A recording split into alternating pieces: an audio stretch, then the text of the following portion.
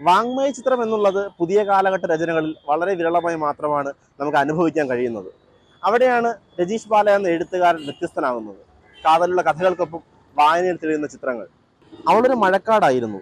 ഏത് നീറ്റുന്ന വേനലിലും ഉള്ളിലെ ഈർപ്പം കെട്ടുപോകാത്ത, തലപ്പത്ര പൊള്ളിയമർന്നാലും താഴെ മണ്ണിൽ ഒരിറ്റ് വെയിൽ വീഴ്ത്താത്ത, തുരുമ്പ് ചോരയുള്ള വെള്ളച്ചാലിൽ തെളിയാമ്പാറ്റകൾ ഒരിട പോലും നിർത്താതെ ചിത്രം വരയ്ക്കുന്ന, കള്ളച്ചതുപ്പിൽ കാലുപുതഞ്ഞു പോയവർ കടുമണമുള്ള പൂവള്ളികളായി പുനർജനി തേടുന്ന, കയറിപ്പോയവർ എത്ര ശ്രമിച്ചാലും വഴിയറിയാതെ പോകുന്ന, കടുംചായങ്ങൾ തൂവിയ കാടന്റെ കാവുള്ള, സത്യത്തെക്കാൾ ഭ്രാന്തവും അവിശ്വസനീയമായ നുണക്കഥകളുള്ള മഴക്കാട്.